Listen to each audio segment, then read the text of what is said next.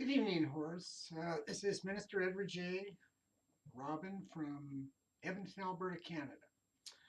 It's about 10:02 p.m. in the evening here, and our discussion relative to something you discovered, a very wonderfully short, concise affidavit relative to not being a commercial participant, is really well done. I was very impressed.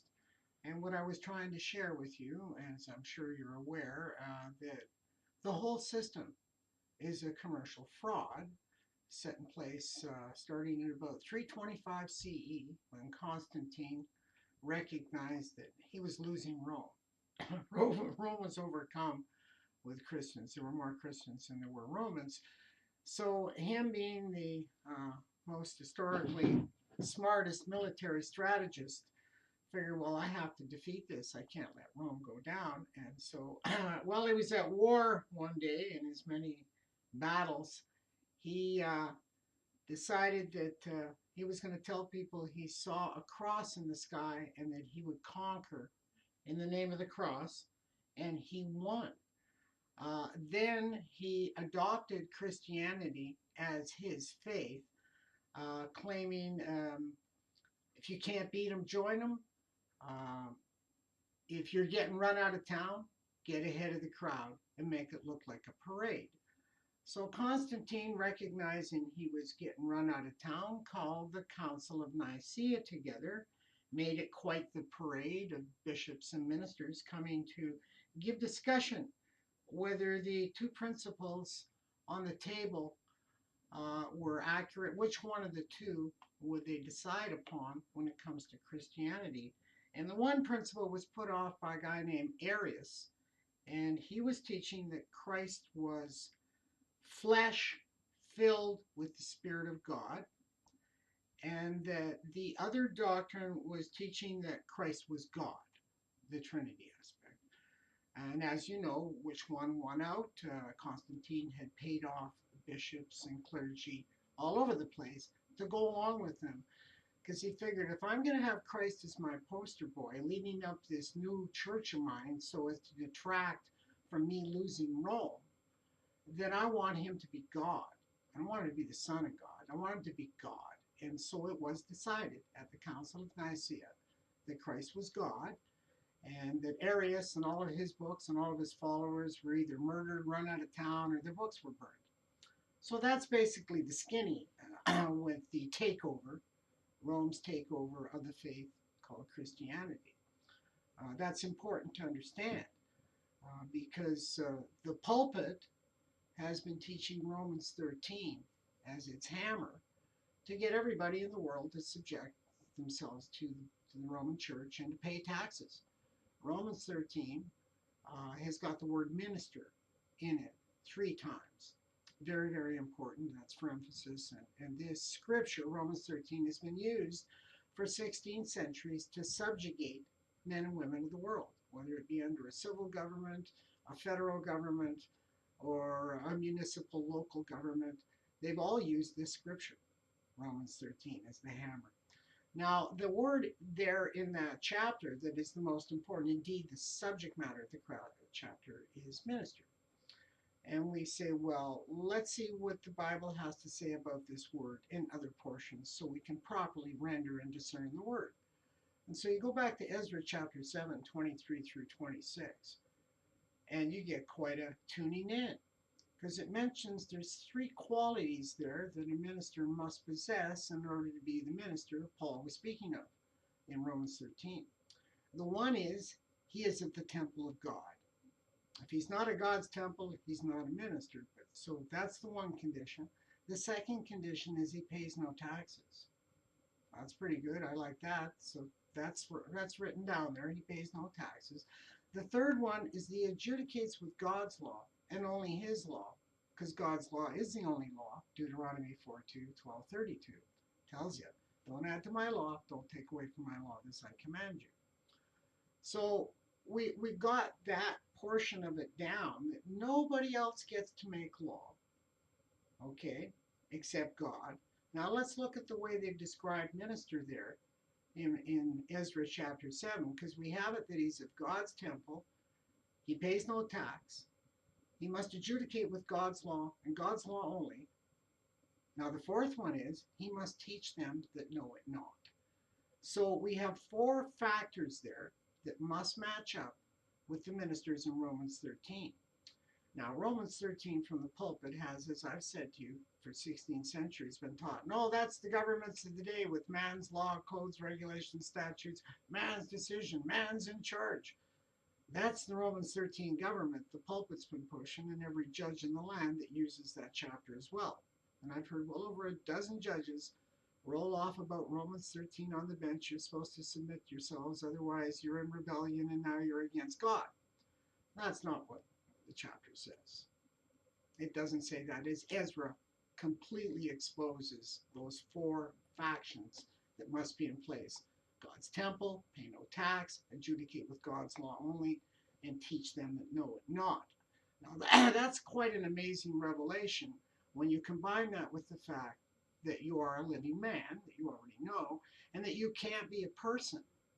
Now, the only logical reason that you can point to for saying you're not a person without getting thrown in the nut house, and you will be, is if you point to Deuteronomy 1:17, where God's no respecter of persons. And then you point to Deuteronomy 10:17, where it repeats that. And you point to 2 Samuel 14:14, and he tells you it there again. And then you point to Matthew 22:16. Oh my God, he keeps saying God's no respecter of persons. And then we turn to Acts 10:34, and Peter says, of a surety I perceive that God is no respecter of persons. And then Romans 2:11 says the same thing. God's no respecter of persons. But James 2:9 really sums it up when he says, if you should respect persons, you commit sin and shall be convinced of the law as a transgressor. So after reading all those scriptures and knowing about the word minister, do you think any minister of Christ can be intimidated to respect persons when he points to those scriptures, asking the judge, do you get to deny these scriptures, force me and intimidate me into violating my faith and beliefs? Well, he doesn't have any authority to do that, never did, never will. So by recognizing these two words, person and minister, and what they really mean in law, you get to ask the questions of them. Do you recognize I'm a minister of Christ standing before you, and as of my faith and beliefs, sincerely locked in the King James Bible, I cannot respect persons? That's a question. Covers a lot, but he's trapped because, you keep asking, is it your intent here on the record to intimidate me? Are you aware that I'm feeling intimidated because of the things you're saying? This is how I overpowered 7 judges. Mind you, at that time, they knew nothing about this and they came down on me. I didn't get an agreement with them beforehand. Had I taken the time, as I've done with the Senate of Canada and the Parliament of Canada, writing them all, there was probably over 600 senators and parliamentarians. I wrote them all. I brought them into awareness of who I was, what I believed, how I was walking, and where I couldn't walk. And that's been successful. I got 4 years once on the RCMP computers.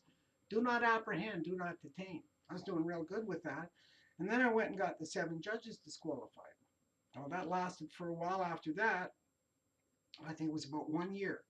And then Justice John Rook, working with risk management, said, do you realize that this one guy with a Bible and those questions could dismantle the bar worldwide? And they were right.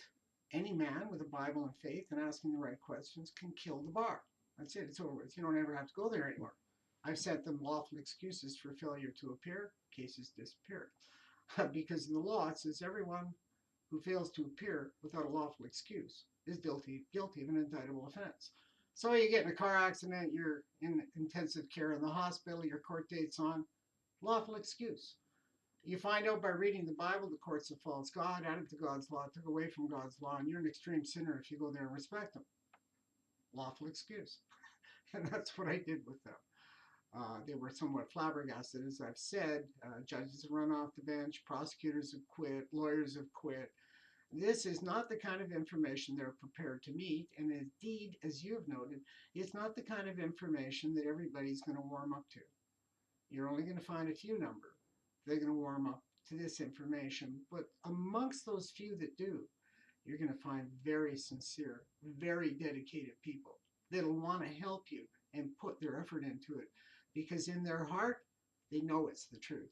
The first time they've come across that truth in a long time, but they'll know it. And that means they're going to be very supportive and helping. Smaller numbers, you only need five. Five is a military power of might, and we can see by the Pentagon, it has five sides. In God's gematria, the study of numbers, that's the military power and might. Five. That's how powerful that number is. So when you get the five witnesses together, you can say anything and everything on that piece of paper corroborated by those five witnesses, and you're literally bulletproof. They don't want to touch you. So anyways, I hope you understand that I wasn't trying to say your piece of paper was worthless. If anything, I complimented it. It's best I've ever seen. Wonderful. That man spent a lot of time figuring out how to make it simple and unique on that piece of paper, and he did well. I want to take it a step up where we eliminate their jurisdiction altogether. They're out of the picture. We cannot be compelled to participate in their fraud anymore. So with that short little concise thing, I would like you to have a closer look at that International Covenant on Civil and Political Rights. Even though it is binding and ratified in Australia, nobody that I've seen so far has learned how to ride that bike. It doesn't mean it can't be ridden. It just means that nobody's ever considered how to do it. Exercising it with faith, the most powerful aspect that exists in this judicial world, as it was founded upon the faith. And did they use the Bible for the bait to get you into it? They used the Christian monarchs for to defend it with all of her power to get you into it. So with that, I'll leave you alone, and hopefully you can digest some of this to your betterment and share it with others. May God bless. Bye for now.